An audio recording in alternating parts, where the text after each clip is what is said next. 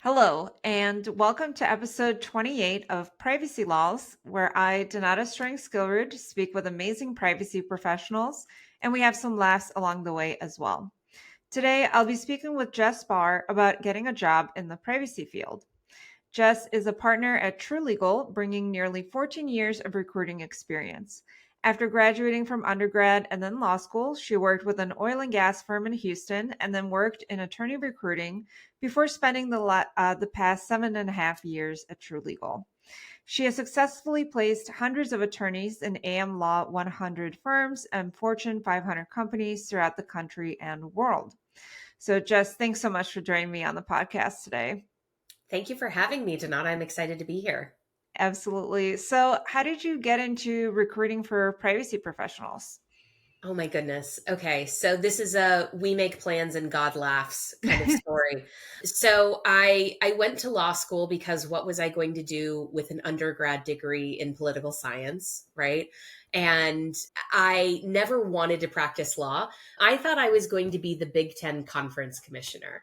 So I was very into sports and wanted to somehow make a career out of that, or maybe be a sports agent. LOL. Here we are. And so I went to law school, ended up working in an oil and gas firm in Houston. And that was during the period of time where I took the Pennsylvania bar, and that is during the period of time where Texas firms were hiring like PA, New York, West Virginia, Ohio licensed attorneys for like the newly found like shale plays in that part of the country. Because no one who's like from PA, for example, knew anything at the time about oil and gas title work and things Yeah. like that. So anyway, I got into that, and I really didn't enjoy practicing law. But in the oil and gas industry, I, just by virtue of being like a younger woman, well, at the time, younger woman, I was diverse in that industry, which is a shame. And so I ended up doing a lot of like business development, activities for my firm. And I was enjoying that so much more than practicing law. And it just came very naturally to me. And a friend of mine was like, oh, you should go into either like recruiting or like law firm business development. And so then I went into legal recruiting, just like generalist legal recruiting. And then I wanted an opportunity to specialize. And as GDPR was, kind of coming live in 2018, I joined True to help open and run their and like develop their privacy offering. Mhm. That's really cool. Yeah, I wonder how many jobs GDPR has created, first of all. I'm going to guess a lot. Thousands, like literally thousands. Yeah. Yeah, I definitely have GDPR to thank for my career as well. Yeah. I feel like Same. recruiting is a fun job because you get to meet a lot of different people. I do. I do. And recruiting in privacy, I think, is especially interesting because, privacy, the way we talk about it today as an industry, we're kind of moving from like infancy to adolescence as an industry. So there's so much still that's not yet streamlined across the industry. For example, like where privacy sits, right? In an organization, and so different things like that. And because I am an outside recruiter, I get to see how all kinds of different companies structure their privacy program, and that is a lot of fun. And Mhm. it makes me feel like such a stronger SME because I can give guidance, based on things that I've seen other companies do, that if someone's internal just at one org, they might not have that level of visibility. Yeah, I'm really excited to talk to you about this expertise that you have because it is very unique. But before we get into that, I know you see a lot of resumes. Yeah. What's the coolest thing that you have ever seen on a resume? Oh goodness. Okay, coolest thing. I like, and I sometimes I encourage people to end up deleting it because a lot of it can be misinterpreted or be seen as controversial, even if it's objectively not. But I love when people have cool interests listed on their resume. I've had people who have, run marathons on 4 continents, things like that. Or I'm always really impressed with people who have like business level fluency in like many languages. I Mhm. think the highest I've seen is probably like business level fluency in like 8 different languages, Wow. and I am both jealous and impressed. So I don't always recommend keeping like special interests and things like that on a resume when it goes to an employer, but I love seeing it, and I think like learning about people in that way is really exciting, and it adds an Yeah. additional layer. Yeah, that's really cool. I can't imagine knowing that many languages. Like I know two and my brain still gets confused. So Yes. Yes, exactly. so I don't know how they do it. It's so impressive. On the other hand, what about like the funniest or weirdest thing you've ever seen? Oh my goodness. Okay. How much time do you have? Um, in I guess using broad strokes, well, weirdest, I guess it's not funny. It's more like, don't do this. I've had people put their social security number and like What? their full birth date and stuff like that on a resume. And I'm like, this is, you think you're in privacy? Like, Yeah. no. Hard pass, hard pass.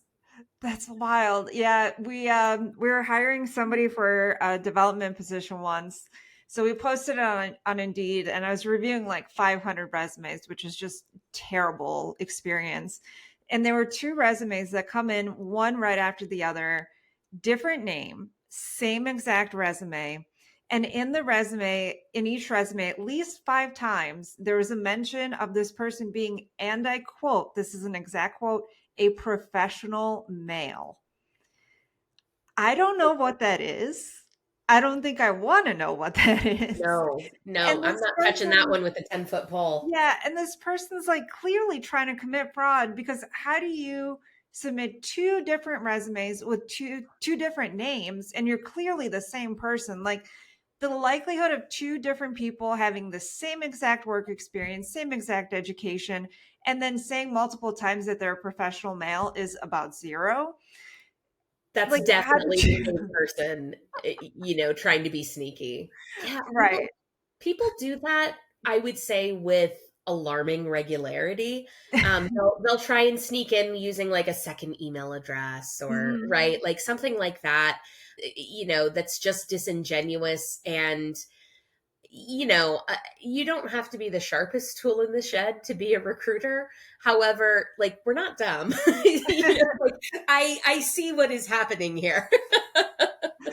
Right? Yeah, we had an interview once with somebody whose resume and cover letter was great, and we invite them to the interview, and they're wearing headphones, and this person lives in Texas, as they say, and it's July 3rd. So we're like, "Oh, are you excited for July 4th? Do you have any plans?" Just doing like a little bit of chit Yeah, chat. of course. And there's like a really long pause where they're listening to somebody say something on the other end of their headphones. And they say, I don't know what the 4th of July is. And I'm like, what? You live in Texas. July 4th is Yeah, tomorrow. Like everybody knows that. And we over time we figured out that this person doesn't actually live where they say they do because they don't know there's a Six Flags like in their town, which you would right. know, and all this other stuff. So there's a lot of weird stuff going on out there for sure. Yeah, I think one of the keys to being a strong recruiter is just having those spidey senses, Mhm. right? And trusting them. Yeah. And so good on you. And I am so sorry you had to sift through so many resumes. It sounds like you needed an external recruiter to Right. Like help you with that. I could have saved myself so much time and effort. I mean, it took weeks and weeks and weeks and weeks of going through resumes. And we were very lucky to find a really great person after all of this. But I mean, we wasted a lot of time doing it ourselves. And people don't understand, like, companies hear like recruiter fee and they automatically are like, nope, which I Mhm. get. Like, I hear that.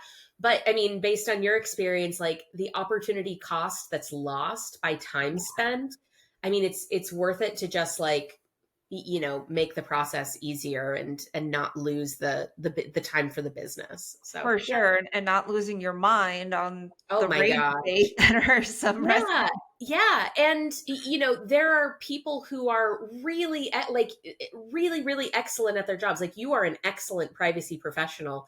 That doesn't make everyone an excellent, recruiter, Right. right? And so like let people like, come in and be a support. I could wax poetic about that all day, but that is not why we're here. So Yeah, definitely a big lesson learned with the latest hires for sure. yeah. So bringing it into privacy professionals, what is the current demand like for privacy pros in the market right now? Yeah, so we're in a, I guess to be diplomatic, we'll call it a wonky market right now. There are a lot of really significant macroeconomic factors at play, right? Mhm. Just today we got the September jobs report and we're almost at Thanksgiving, right? Yeah. And so a lot of those, and the government shutdown impacted a lot of things about what the market looks like, right? Mhm. And where the demand is. So in the larger sense, when you look at the macroeconomic perspective, the I would say the demand is high for privacy professionals who are willing to work in a contract capacity, because that is where the jobs are right now. With all of these macroeconomic factors at play, like kind of this will we won't we go into a recession, right? Mhm. And are is like what kind of rate cut, if any, are we going to get from the Fed, and all of that type of thing. It's causing, and also, like I mentioned, not having all of the jobs report data, to really make accurate projections about what the near future state is going to look like. One of the impacts of that is that companies are much more reticent to have open headcount right now. So a lot of my clients, like my corporate clients, are calling me saying, "Hey Jess, my headcount got put on hold, but the work still needs to get done. So Mhm. could you give me a contract, like consultant type of resource in the interim?" And so that's where the demand is for privacy professionals right now. Because as I know you are aware, and I'm sure your listeners are aware, FTEs, full-time employees, like permanent employees, hit the bottom line of a company much differently than headcount does, or than just spend, right? Mhm. Than contractors do. And so the the market in the past, especially I would say in the past 6 months, has been moving very heavily in the direction of contract for right now. So that's where I would say the demand is. Okay. Now, for some like law students that may be listening, obviously as practicing attorneys know what it means to work at a contracting capacity, but for any law students that may not be sure what that means, what does it mean to work in a contracting capacity versus as a full-time employee? Like what does that actually look like? Yeah, so it can manifest in myriad different ways. So, for example, at my organization, True Legal, that would manifest as you would be a W-2'd employee of True, eligible for benefits, eligible, right? Like, so a lot of like the creature comforts, but just paid hourly instead of annually, and like paid for every hour that you work. And sometimes that can, we have clients who are like, hey, I only need someone 20 hours a week, right? Mhm. Sometimes they're very much treated like an FTE by my client. Sometimes it's, hey, we just need someone to come in and get us through this DPA backlog, and then we're done. Or we need someone to cover a parental leave. So contract can manifest in many different ways. And then other orgs, you would be like a 1099 contractor. And then some contractors are paid on a project basis. and some contractors are paid hourly, or so that's kind of the difference, right? So if someone, if law students in particular, because that and I know we'll get to this a little later in the conversation, but that tends to be a lower barrier to entry to like breaking into privacy. Mhm. um and so being open to that and just having that understanding of kind of the differences, right? I think is crucial. But gone are the days where contract or consulting work was like second rate. You know, when I first got into recruiting about 14-ish years ago, 13 years ago, there was a perception in the market that if you were doing contract work, it's because you couldn't get a permanent job, right? Mhm.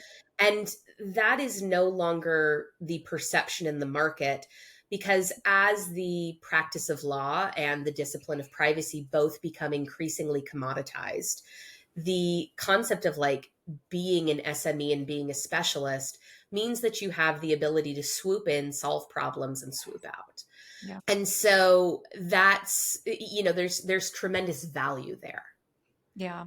So that openness, and also, another piece on the contracting side is really the, for those of us, like, this wouldn't necessarily apply to the law students, but for those of us who have been in the, in the workforce for a little while, the pandemic forced us all, especially in the US, to have a much needed reckoning with our relationship with work, right?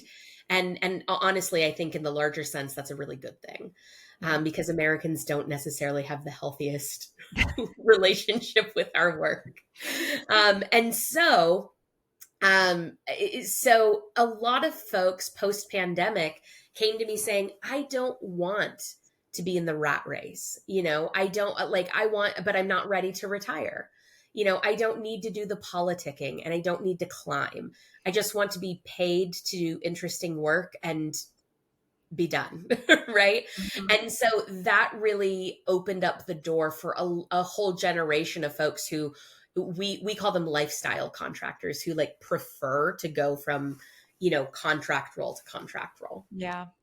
Yeah, I can definitely understand the appeal of that. For my own interests, I know that this really depends on the company and their situation, but if you start a contract job somewhere and you do want to eventually move into like full employment, are there situations in which the contractor absolutely wows the employer, does an amazing job, and then they're offered a full-time job there? Does that ever happen? Happens all the time.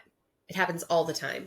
And that happens for different reasons. So the I would say probably about 25% of the time ish, Wow. plus Okay. minus, a client will ask to convert one of our contractors to becoming an FTE.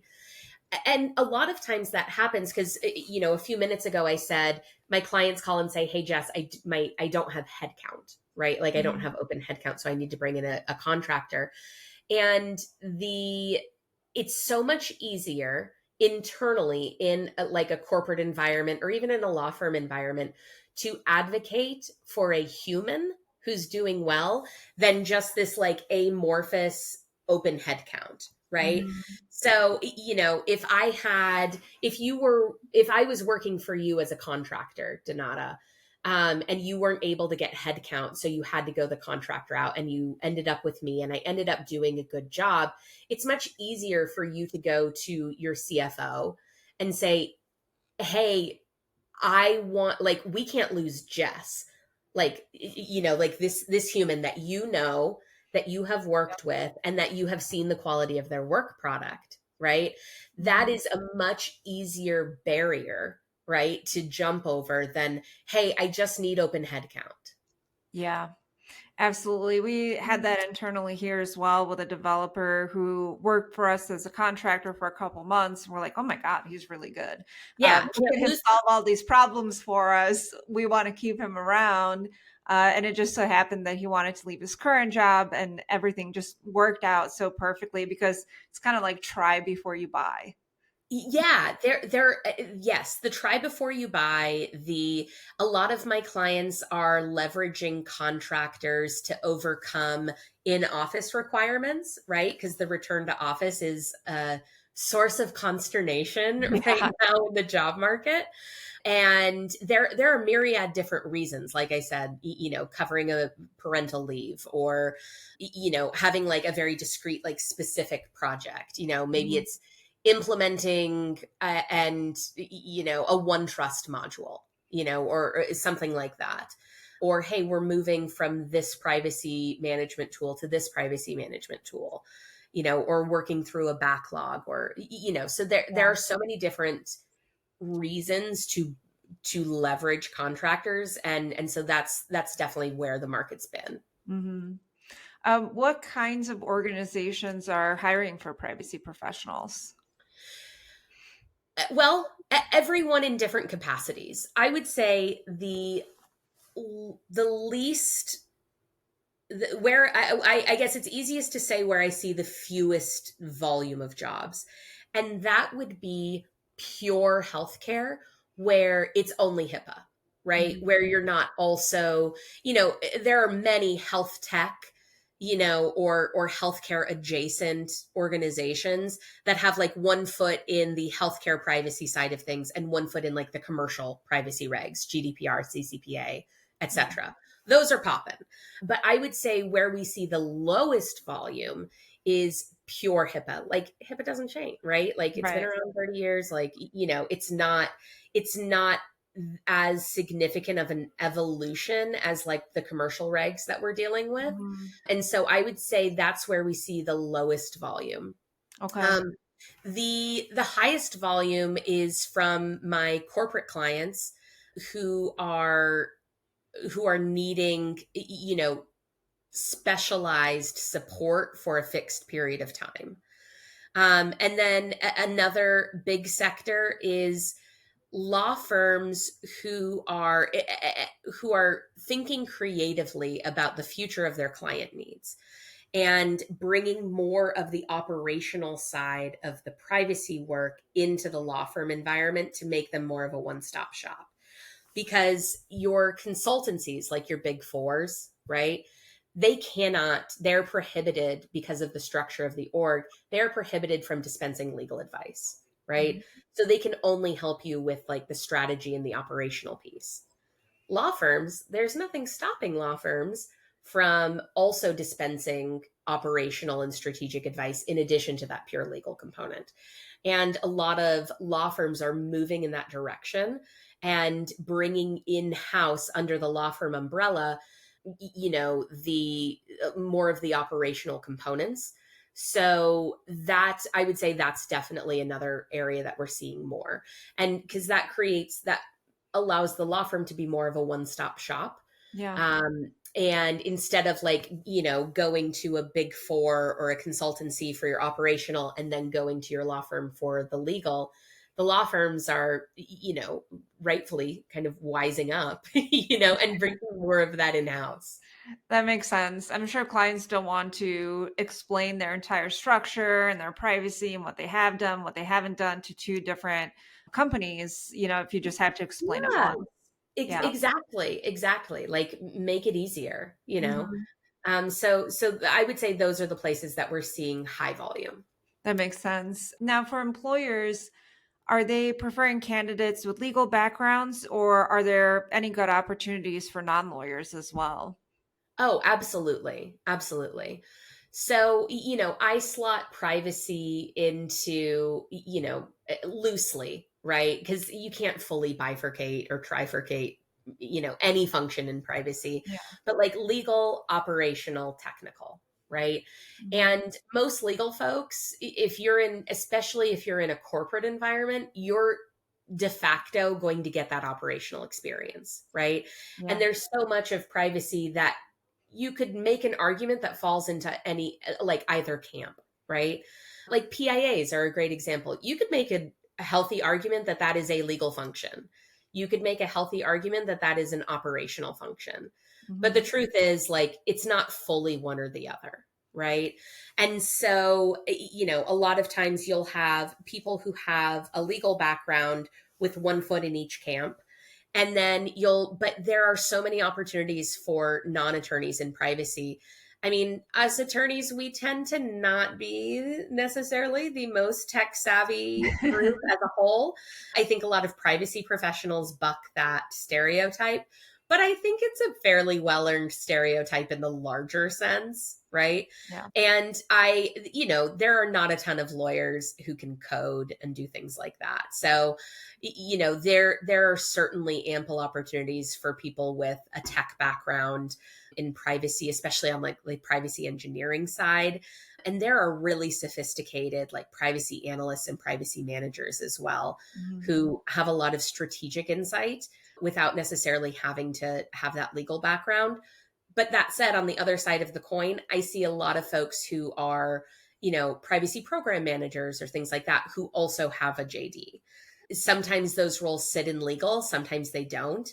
So to answer your question, yeah, there's absolutely opportunities for any type of academic background in privacy. That's awesome. Yeah, as somebody who works at a software company, I feel like I have a pretty good understanding of technology, but there's Sure. still sometimes things that like, oh, instead of a tracking pixel, they track you through a GIF. And I'm like, what? There's Right. there's still sometimes things that I need our tech team to explain to me where I'm like, I have never heard of this before. What do you mean? How is that even possible? So yeah, there's definitely a lot of technical conversations that you get to have as a privacy pro. And those can be really interesting sometimes and really novel. And to me, they make the job fun. Yes, exactly, exactly. It matters less what your academic background is and more your openness to learning, Yeah. right? Because you might be a non-attorney who's asked to take a first pass glance at DPAs, which tend historically to be more of a legal function, right? And so that willingness to learn and understand not only future proofs your job, right? And opens more doors, but it makes you more of a Swiss Army knife. Hmm. So let's talk about some of your experience and knowledge with candidates, which you have a lot. For people who are applying for jobs, let's say they already have some privacy experience. What's Sure. the best way to highlight that in a resume? In a resume, using the terms of art, use the language of privacy, right? Say GDPR, say CCPA. If you're working with a specific tool, call it out, like Transcend, Big ID, right? Mhm. Whatever it is. Using the language of privacy is very valuable in demonstrating subject matter expertise. And then I always tell people go ahead and use the acronyms in your resume. I don't, like don't spell out GDPR, right? General data, Yeah. right? Like, and or CCPA or anything like that. I still have people who sometimes will spell out HIPAA in their Oh, resumes. And God. also, very important while we're talking about using the language of, of privacy in a resume, HIPAA has two A's, not two P's. And your resume gets a real quick delete from my recruiting team if you misspell a seminal reg. Right. so so yeah, when demonstrating that privacy experience, I would say that's the baseline, but much more importantly and much more nuanced is showcasing what you have accomplished, right? It's not purely showcasing what you know. I know I'm going to guess that your next question is how to showcase your interest if you don't have the privacy experience. Right. However, and that in that case, it's showing what you know and showing your investment, right?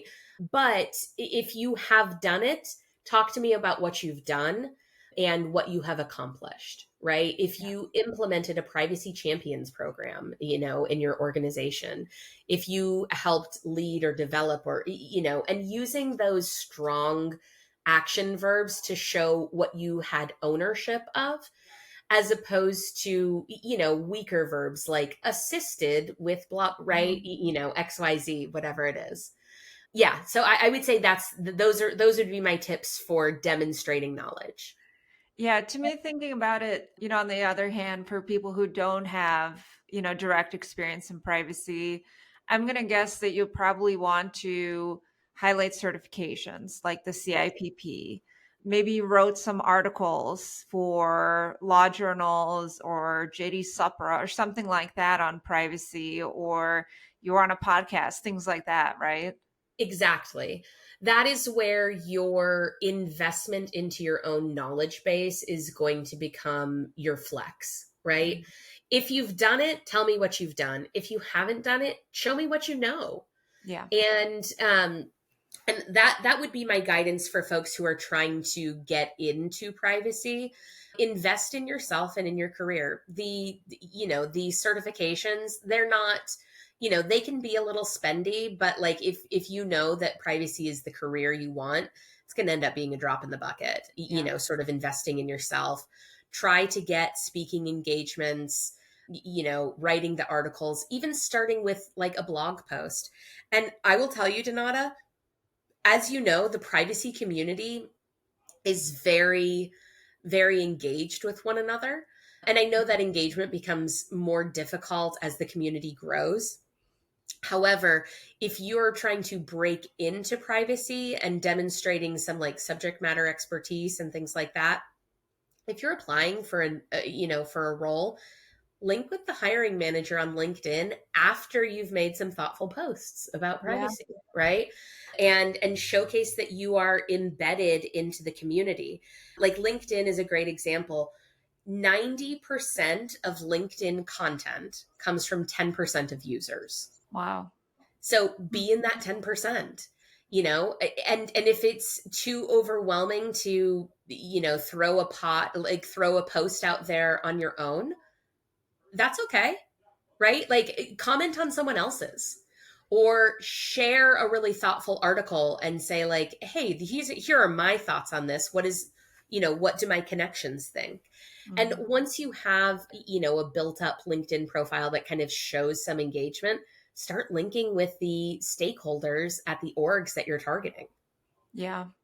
I would also say that a lot of bar associations have privacy committees that have newsletters that accept Sure. articles from law students or young professionals.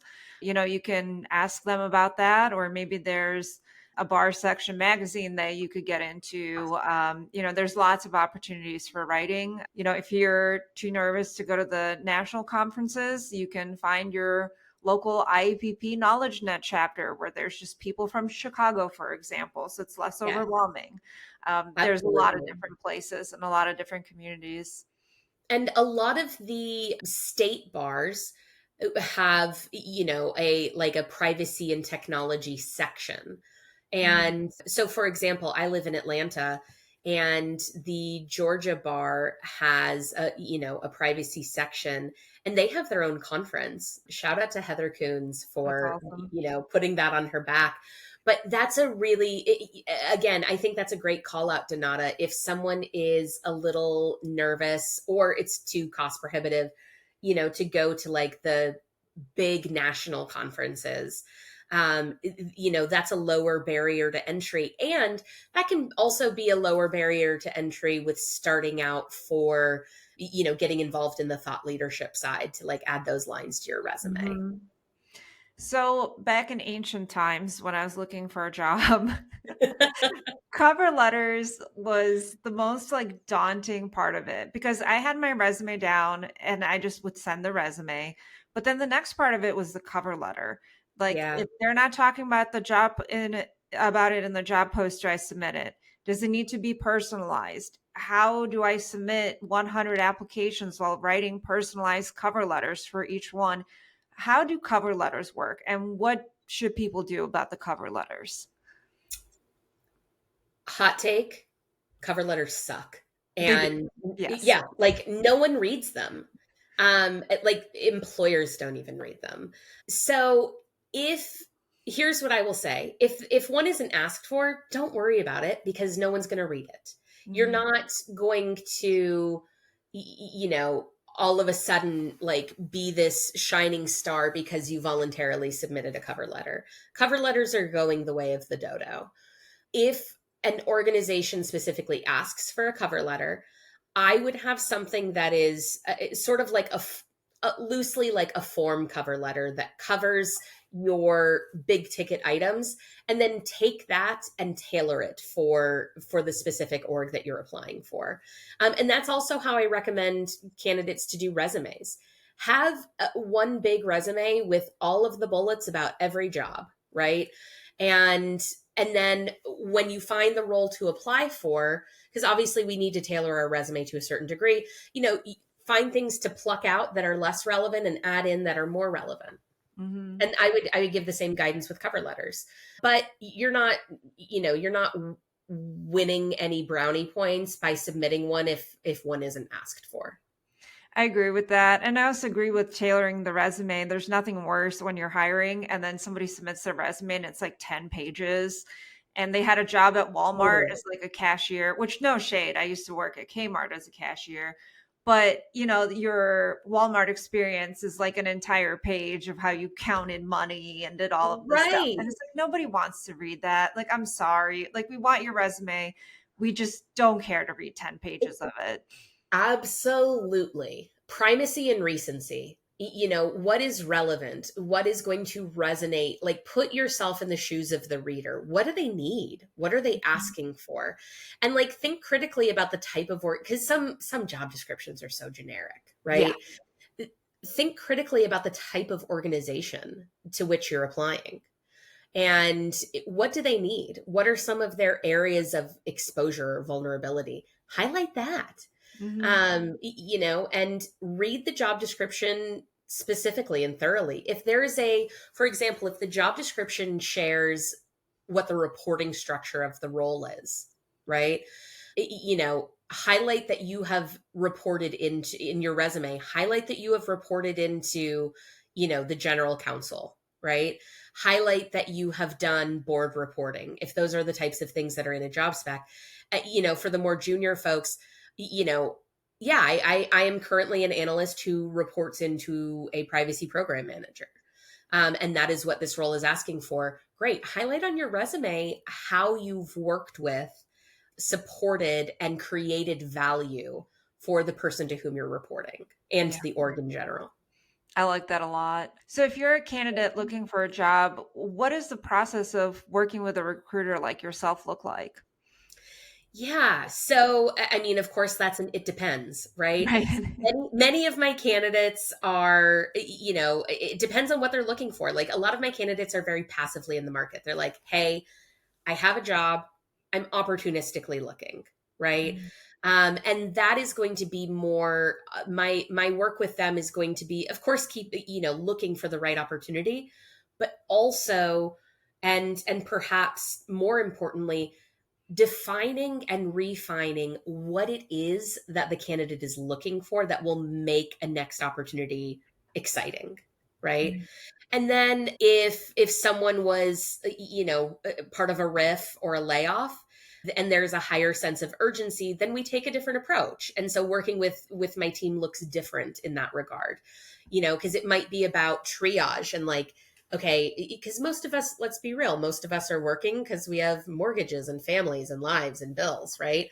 So the calculus changes if the urgency level changes related to like financial commitments, right? Mhm. So then it becomes about how do we get you money in your pocket as quickly as possible. And usually the shortest distance between two lines, between 2 points, is a straight line, and there that is going to be contract opportunities. Yeah, So it just depends. that makes sense for sure. What about an employer? If you're trying to employ somebody for a privacy position and you went through the process that I went through with development and you're tired of looking at 500 resumes and Sure. professional Sure. mails, what does that look like? Yeah, yeah. So, from the employer side, working with a recruiter is a good recruiter is going to want to understand what are your pain points? What are the problems for which you need to solve? And that is going to be where the focus is.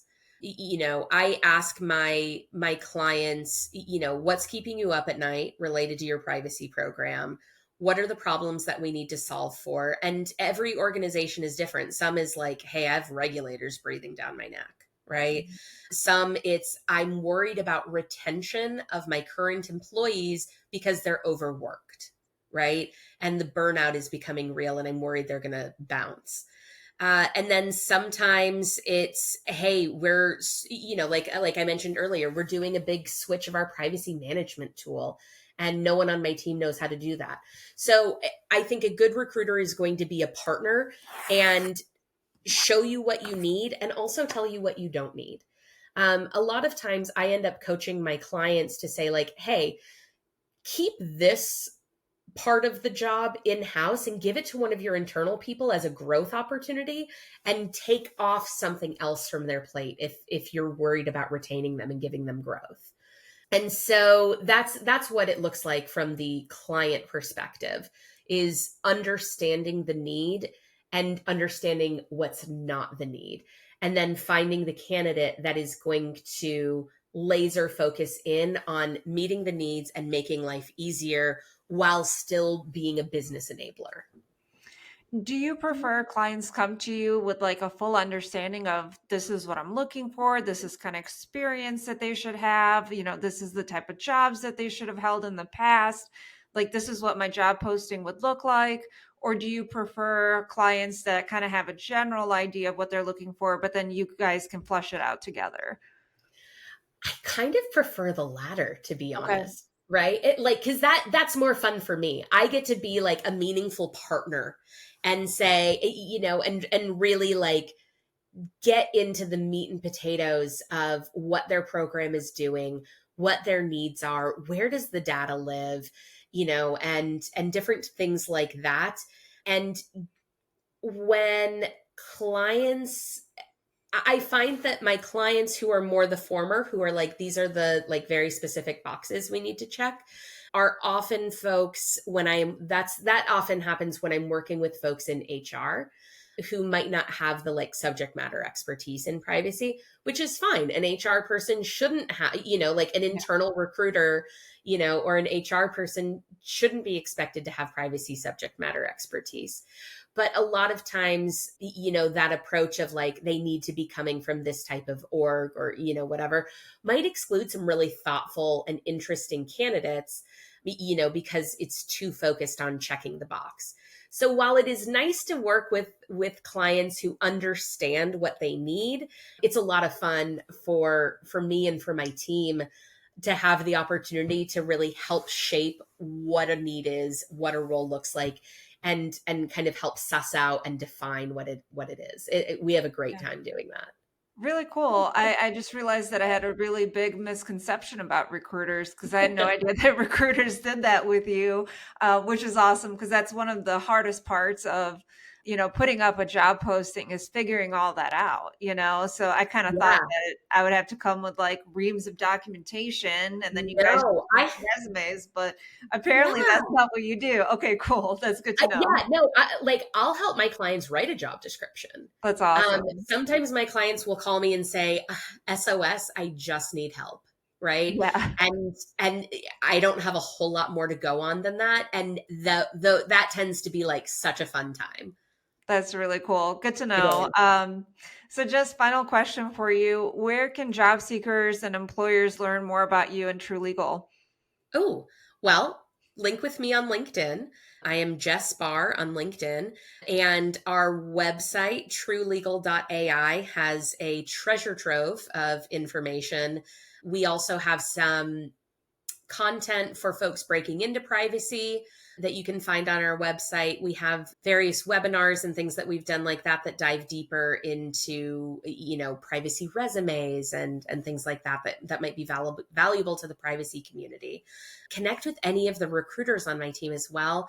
The recruiters at True are spectacular subject matter experts and just have like a magnificent wealth of knowledge. So LinkedIn and our website. Awesome. Good. So Jess, thanks so much for sharing your expertise with me today. Oh, Donata, I love every time I have a chance to chat with you. It's always a good time. and I am excited to have had this opportunity, and I hope to get invited back someday. Yeah, absolutely. Same. So, to everybody listening, please make sure to subscribe to Privacy Laws so that you don't miss our next episode.